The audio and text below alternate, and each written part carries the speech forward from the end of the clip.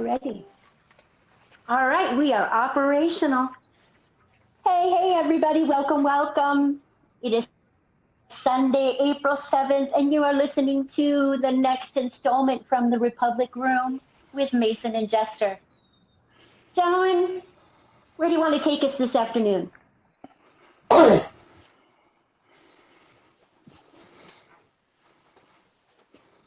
Nobody wants to take me anywhere? Oh, I'm asking for We a did. ride. Where are you guys taking me?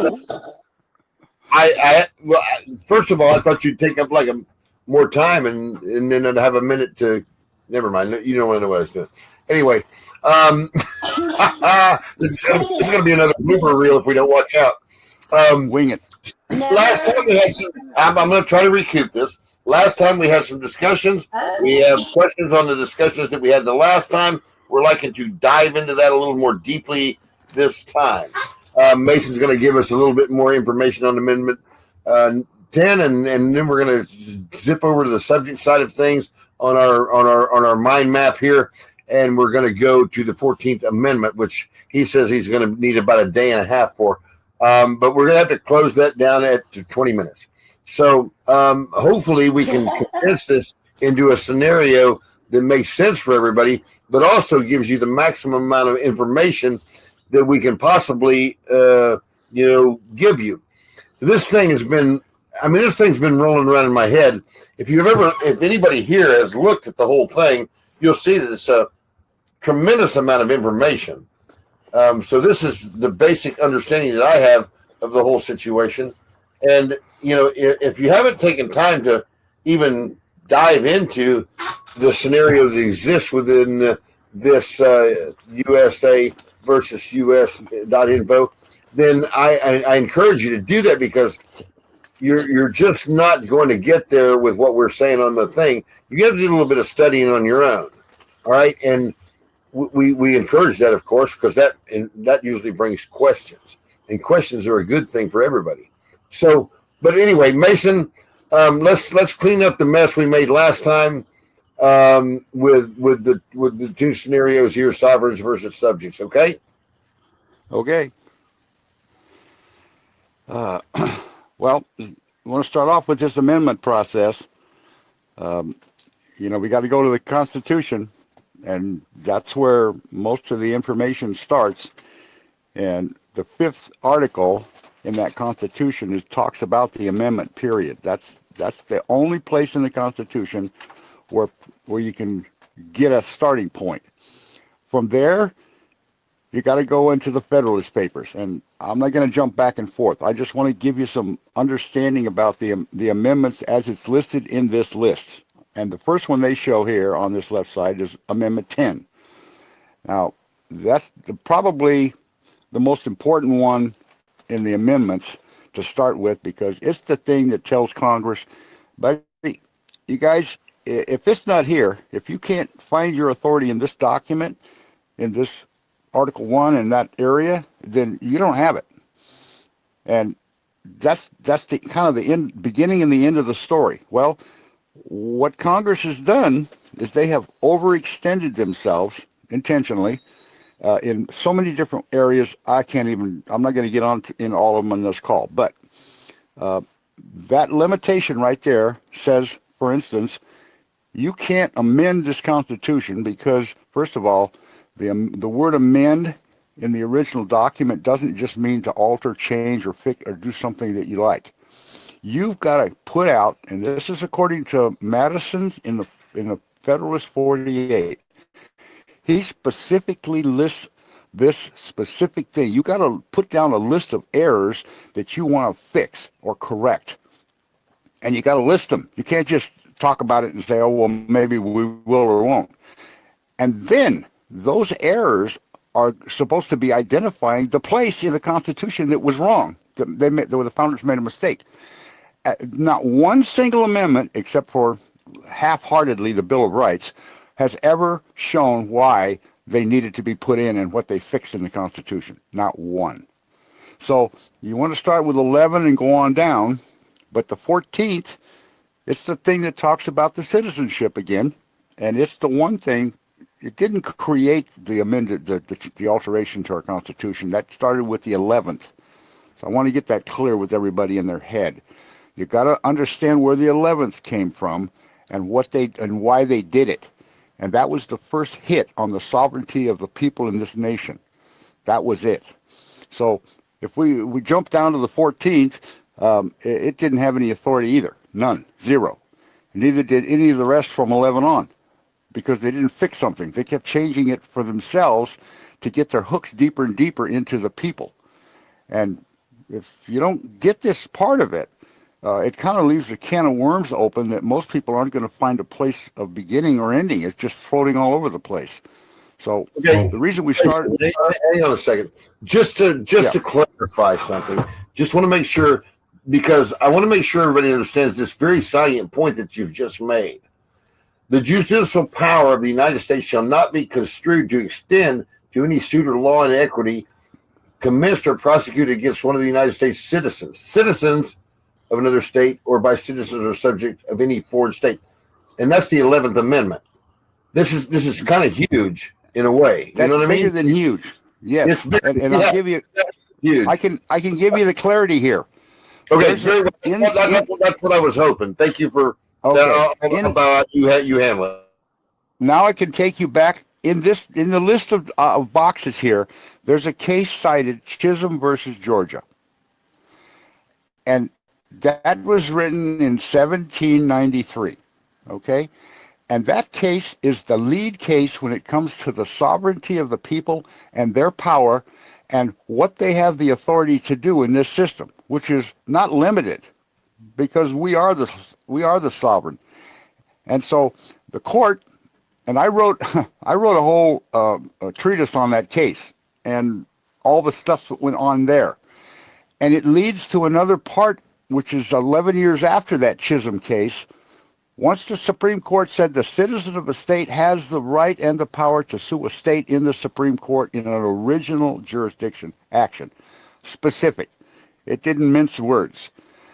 And after that case was finalized, and by the way, Georgia, they defaulted Georgia because Georgia didn't want to respond, because they thought, oh, if we enter the case, they'll have jurisdiction. No, you don't get it. They had jurisdiction already. You just don't know it. And the Constitution gives the Supreme Court jurisdiction in Article 3. It says it right there, where a state's a party. The first Congress, they went over that. And they talked about it, but they didn't clarify it. And the next case that came up that challenged the 11th Amendment was a case called Hollingsworth versus Virginia, 11 years later. And for those of you who remember the word Jesuit, that's listed in that number 40 Federalists, okay? Those guys, I went and researched all the judges that were on that court, Hollingsworth, and every one of them was a member of that group. So the question that came up by the Attorney General, who was also one of that group, was, is it a fact that because the president didn't sign the amendment, did that invalidate the 11th Amendment? And that Hollingsworth case answered the question specific with one answer, no. So they created the presumption with that one word that the 11th Amendment was a valid amendment, and never, ever addressed the specifics in Madison 48 about the errors and the list. And what they did was they took away the sovereign power of the citizen of the state to bring an original action in the Supreme Court against the state. So if you want to look deep enough into this system, you can start right with that one and read that case thoroughly. And then you're going to find out from there. Now we can go to the 12th Amendment. That was where the freeholder thing got washed away. The 13th, you know what that was about? Supposedly slavery. Well, there was no subjects in this country, except for it was property. It wasn't about people. And that's the Civil War is another whole thing. I don't want to go there. So what you're looking at now is you're looking at an amendment process that's been jaded from its very first time with the 11th Amendment. And from there, that's when they created this second, if you want to call it, amended Constitution, this Constitution of the United States rather than 4. So that's where the really bad stuff begins. So if you want to read that case, that'll help you get a better understanding. Now, Bob, geez, I'm sorry, Jester. Are you still there? I am. Okay. Do I need to give you any more clarity than I just gave you on that particular That was pretty killer. That was pretty killer, by the way. You know, I think what people might be starting to see is the difference on what was done after the fact to the good things that our founding fathers tried to do for us. And these amendments and whatnot, quite frankly, came in after the fact, weren't necessarily in our best interest. Right? I'll give you one. Let me give you one little piece of this. Hamilton made a pretty interesting point about all the amendments. His comment was, guys, look, we don't need a Bill of Rights. We know who we are, and right. the government only has authority based on what we give them the authority to do. So why give them something else to talk about? Why give them something to debate? Why give them something to bring into light when they don't have the authority to do it? Period. So if you can't follow his lead on that, the amendment's specific. If you can't find an error, and by the way, that Noah Webster's 1828 dictionary is very pointed on this word, error. And it tells you right up front. And it's a deviation from the truth. That's what the word error is defined as. And when you understand that, it's like, wait a minute. If the truth is that the people were sovereign, how can you change that? You got to be another revolution? Yeah, I guess so. And that's kind of what's happened, but it's happened behind the scenes and nobody could see what was going on. So, and that's also... United States of America, the wusses, and they're not going to do it for themselves. They got to have somebody to do it for them. Exactly. Right? And one more very important point here about the word error is that writ of error, which was part and parcel in Article 3, the Supreme Court has original jurisdiction in law and equity. The law word is the error side of the error that would take place in a case where your life, your liberty, your property had been damaged, lost, or whatever. That was the writ. And it wasn't a permissive writ. It was a mandate on the Supreme Court. They had to take it. And that's why all the original cases in our history deal with that writ. And then all of a sudden, they kind of washed it under the rug. And I know about that personally because I had personal dealings with it. So that's all I wanted to say about that.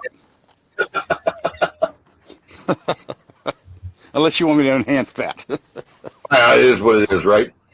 Yeah. And that was where I was going up against the big boys. So there you go. Right. And, you've done a lot of that, quite frankly. And there's a lot of, I wish we could tell you guys all the stories because the stories are actually quite interesting. And we may get to that point at some point in time, Mason. Yeah. I don't see it's necessary only from the standpoint that I know their system is dying and I know it's about to go down. And so pretty much everything we're trying to give people right now is like a heads up on, well, what would you do if that wasn't around anyway? How would you act? Oh, man. What would you be? Can of worms. A bigger thing, right? Yeah. I mean, it's going to take a minute to understand this, and the ones that do the best with it are the ones that know what the hell's going on ahead of time. And that's what we're trying to do, folks, here. All right? If you have any kind of freaking clue what's going on ahead of time, then when this goes down, you're going to be in a better position to deal with it. Now, we got all kinds of people out there. I was on the Saturday Night Live call last night, and if I could tell you guys, if you want to be in a good place to get something done for yourself, you better start trying to figure this out right here, because this is going to do you a lot better than all the bullshit that went down on that call last night, just so you know. Mason, if I had to say, okay, let's go here. The people are sovereign, right? We know this. And the question is, we're liking to get back to that point. Now, it's going to get done to us to a certain extent automatically with the USD, right? Right. So when that comes about, the fact of the matter is, everybody's going to be going like scratching their head, wondering what the hell happened, because we don't understand, Treasury direct accounts and things like that. And we're going to get there, guys. We will get there. There's so much information here that we got to tell you. It's going to take a minute. We like to know if you guys are out there. Quite frankly, we like to know if you guys are out there and are interested in what we're trying to achieve here. We're going to keep moving along, and we hope we grab a bunch of people along the way. But if we don't start seeing some interaction, we're going to wonder if we're getting into anybody.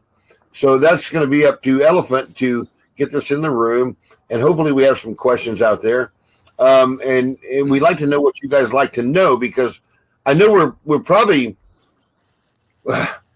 moving fast. But here's the thing, guys: reference back to the website, reference back there, and do a little studying. It's not, well, that's bullshit. It's difficult. I'm not gonna lie. I've been dealing with. It is time consuming. That's correct. You're gonna have to put some time into this if you want to really know the answer. But this whole scenario that we put in front of you here with this website is the thing that I've been following for 15 years now, and it's got me where I am. And there's all kinds of things out there. Now there's, but start here, do a little studying, read this thing a little bit, and you're going to start getting a little bit of an understanding of what's going on. Okay.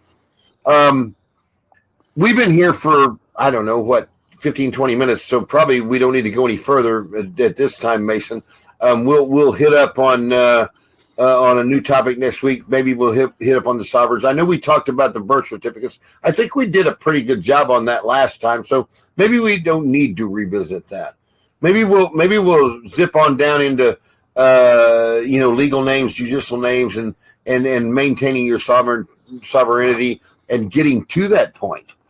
We don't like to be enemies of the U.S. by note. So let's go into that next. For now, I think we've done enough. The Elephant, are you on the same page, or where do you think? You want us to move forward, or you like to take a break? No, I think that's enough information, and I think we're good to go. Point. So I was just thinking. Yeah, go ahead, Mason.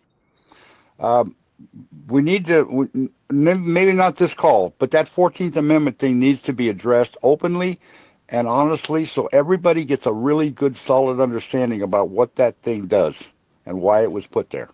So I'm just going to leave that alone. We're hoping to do tonight, but you don't need to leave it alone if we're not done with it. If we're not done, then let me hit it. Then hit it. Okay. Hit it now. This amendment was created to reverse the status of citizenship in this country. It reversed the state citizen with the U.S. citizen. It put them in opposite positions. And so, and it was specifically created dealing with a particular ethnic group in our country. And I can't help but this is a fact. And the people of color in this country all came within the jurisdiction specific of the U.S. government with that amendment and that stinking Emancipation Proclamation of Lincoln. He didn't set the people free. He put them underneath the cloak of authority that was the admiralty side of our system. That's what he did. So, in order to get clarity here, if whatever family you might be living in, and you find yourself in a situation where you need to get permission from the dominant group, and I'm not trying to sound like anybody's more important than another. Okay, I'm just talking about the status and the level of the person. If you're in this family and you want to move into an equal position with those who are telling everybody what they can or can't do, or address your rights in that family, you need to get permission from the ones who started it. And that never happened. It never happened. But what did happen is that one of the people who were involved in that whole crock of stuff went to one of our Supreme Court justices, Marshall, and asked him specific, what can I do to get my people in the same situation as you and your people? And this was his question to Marshall. And Marshall very simply said, there's no problem. He said, here's our Constitution. Take it and find you a place where you can call your home and execute it according to you and your group. And that's exactly what he did. And if you go to Liberia and look up Liberia, and I mentioned this in the other call, around the 1847 time period, and look at their original constitution, you're going to think you're reading ours. The only difference is they put in the right words governing their people in that document, which ours didn't. It kind of left it floating out there for everybody to have to figure it out. And that's why there's so many people, they don't get it. They say, oh yeah, we're one of the people. No, you're not. You got to do your own research in this. And I'm not trying to divide lines here. I'm trying to bring people together, because until the people from two different sovereignties can look at each other and say, hey, look, we're co-equals in this planet thing. Yeah, well, let's act like it. Quit acting like a bunch of little kids crying because, hey, you didn't give me my milk. You know, that's what's happened here. And so I just want to get some clarity with respect to this. So all you people on this call, take a little time, look at that Liberian document, and you're going to get a whole different feel for where I'm coming from and what I'm trying to give to everybody.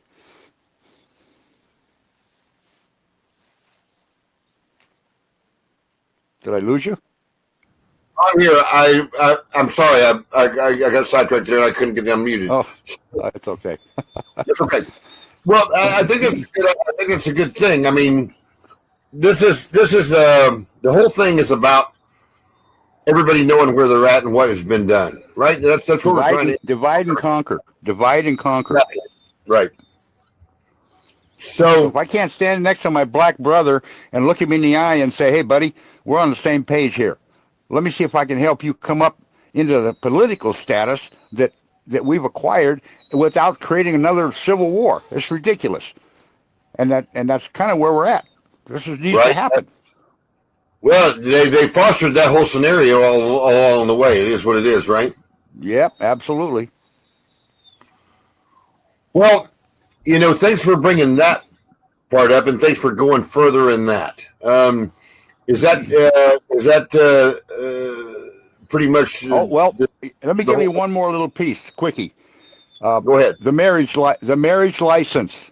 People don't get this. Now remember, license defined is permission to do something that would otherwise be illegal or unlawful. That's the definition of the word. Now, is getting married illegal or unlawful in the eyes of God? No. Do you need permission to do it? No. Well, then why do you got to go get a license to do it? Well, I'll tell you why. Because in this country, and I don't have the date in my head, but I think it was somewhere in the early 1800s, some brainiac said, well, you know what? We got to keep track of all these intermarriages, interrelationships between two different groups. You know what I'm talking about. And so they said, oh, yeah, we can do that, and we can keep track of all their offspring with the birth certificate stuff. Oh, okay. Well, here we go. They got us all ID'd. They gave us a birth certificate telling who our mom and, not our dad necessarily, but our mom, and what ethnicity we were. And then when you went to get married, you had to go get another license, and that's where all of these hooks started. And then, of course, you know about the social and all the rest of it. So just to make this clear so you guys know, that license is the hook. Well, plus I'd like to make some money, right? Mm-hmm. Absolutely, every bit of it. That's where their parens patrie principle came into being. Right. The state's your mother. You know, baloney. The whole thing was designed to keep you in captivity. Exactly, all of us, not just some of us. We were all there already. True. So. Okay. You got anything else to add? Because otherwise, I think we're getting on our time limit, and I might have fell asleep by now. I don't know. I apologize, and I'll call it quits for now. Good stuff. It's exactly No. Well, are we on the right track here? I'm just asking you if we're on the right track here. Is this what the people like to hear? Yeah, you guys are amazing. And that little extra tidbit, Mason, really kind of tied everything together. So I just wanted to ask a quick question. Do you think it would be helpful if I posted the Article 5 and the Amendment 14 in the chat so people can have a reference, and then also Absolutely. the Liberian Constitution? Okay. Yes, Okay, that'd good. be I'll beautiful. do that. All right. Okay, I'll do But that don't after forget- the call. Don't And, forget the, yeah. Article 10, though. that's already, well, that's Say in that the again? document. I mean, yeah, you can put that in. But I'm thinking about the Madison number 48, which he explains specific about the amendment process. That is a good thing, too. Okay.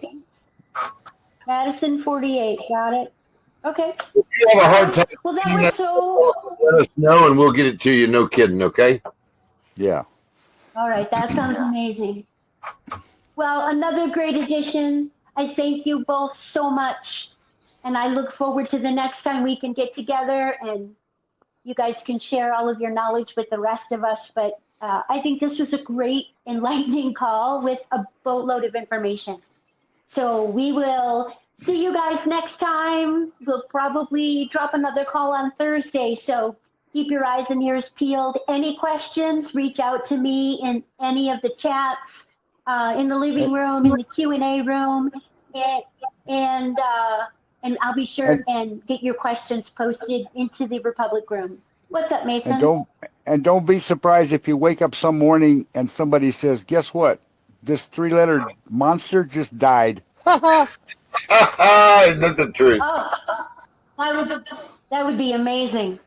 Yeah. That would be It will be. amazing. Here's another thing, too, just as I was thinking, it'd be nice to know if people are getting what we're laying down here. It'd be nice to know if there's people out there, I mean, a thumbs up or a, hey, you guys are doing good or whatever, because we're not getting a lot of feedback on what we're doing here, and that that doesn't mean nobody's looking. It just means nobody's saying anything.